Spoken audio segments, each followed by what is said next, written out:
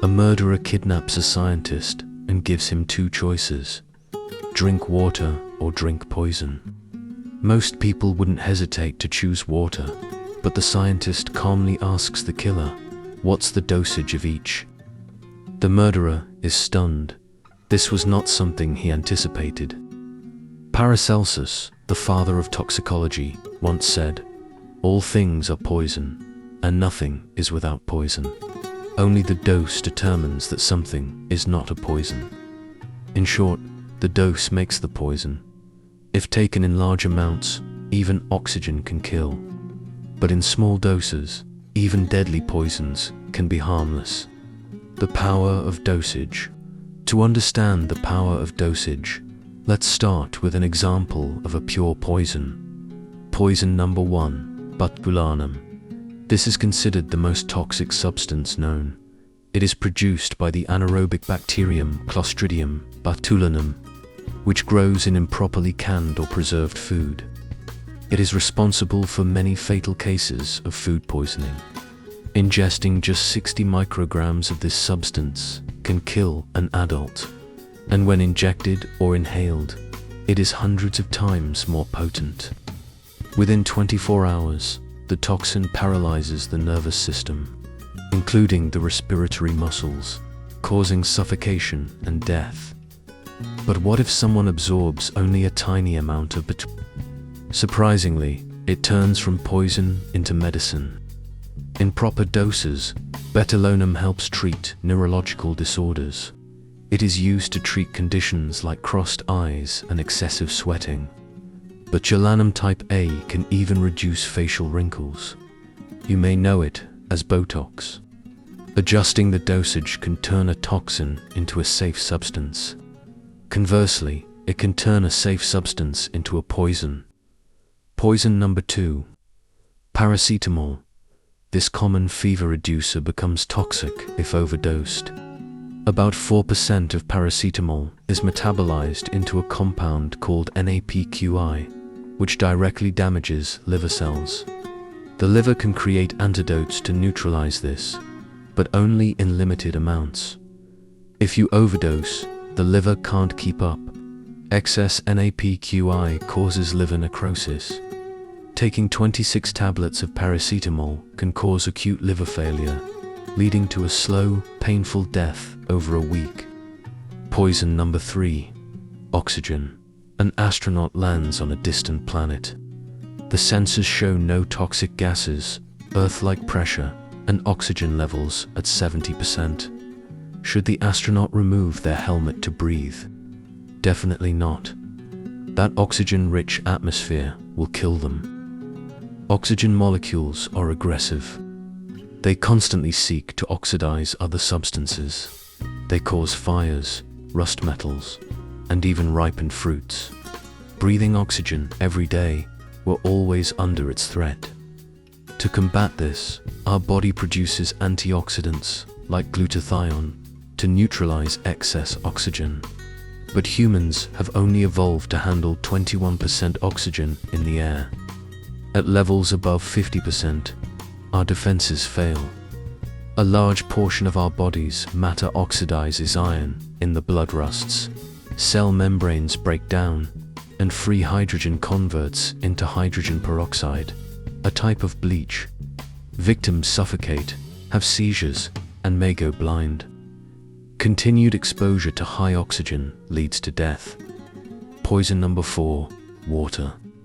When suffering from diarrhea, we lose fluids and must rehydrate. But it must be with electrolyte solutions. Drinking only plain water while dehydrated is dangerous. Our blood needs salt, specifically sodium, to maintain balance. Drinking too much plain water dilutes the sodium in our blood, disrupting fluid balance. Water begins flooding into our cells. This is especially dangerous for the brain. When brain cells swell, they compress nerves and blood vessels, causing neurological disorders. Symptoms include headache, nausea, and temporary confusion. If severe, the brain herniates through the base of the skull, cutting off blood supply and causing brain death. The lethal dose of water is 6 liters within a short time, and this isn't rare. In 2007, in the US, during a water drinking contest with a game console as a prize, one person died after drinking 7.5 liters. Poison number 5. Salt. Unlike water, salt introduces too much sodium into the blood. Excess sodium draws water out of the cells. The brain, being soft tissue, shrinks when cells dehydrate, pulling at blood vessels.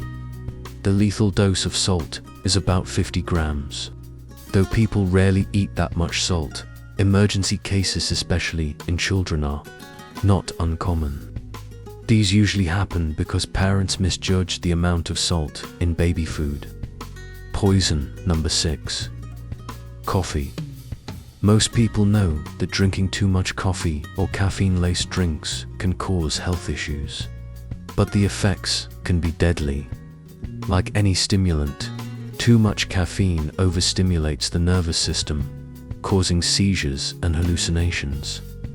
If the stress exceeds the nervous system's limit, it can trigger sudden cardiac arrest. The lethal dose of caffeine is 10 grams, about 80 cups of coffee. But no one drinks that much coffee in one go. The danger comes from caffeine pills or powders. If accidentally mixed into a drink in excess, it becomes a tasteless, colorless, odorless, deadly brew that can kill within hours. Dosage reminds us of the instability of substances. Without control, everything can be toxic. The problem is, we often judge substances only by their name, not their dose. Arsenic, cyanide, and formaldehyde are considered always toxic, regardless of dose. Calcium or vitamins are considered always safe. Taking these in excess may not cause immediate harm, but it can still be toxic. Overcaution around poisons isn't wrong, but completely avoiding them for safety is unnecessary. On the other hand, blindly trusting safe substances creates risk. In the past, natural foods had low concentrations of substances. We usually got full or bored before reaching toxic doses. But in modern times, we consume MSG, sugar, salt, or take supplements like calcium, zinc, vitamins, all highly concentrated. This makes it easier than ever to reach harmful levels. It's still hard to overdose to death, but chronic or acute toxicity is now quite common. Popular health advice warns that overeating certain foods may cause heart disease, high blood pressure, or diabetes. That's another way of saying you've overdosed on a substance and it's slowly poisoning your body. Supplements pose even clearer risks, especially vitamin pills. Overdoses of vitamins happen frequently, with some severe cases resulting in death. So how can we control dosage? Read nutrition labels and pay attention to the daily value percentages. For example, if 100 grams of a product contains 20% of nutrient X, then consuming more than 500 grams a day could be toxic. Follow usage directions. Manufacturers often list dosage recommendations. Stay informed through articles and health programs to avoid missing important knowledge about dosage. Finally, admit it to her. Not going to do all that. It's too complicated and time-consuming. You won't remember dozens of numbers, ... To stay safe, forget the theory and apply one simple principle. Don't eat, drink, or inhale too much of anything.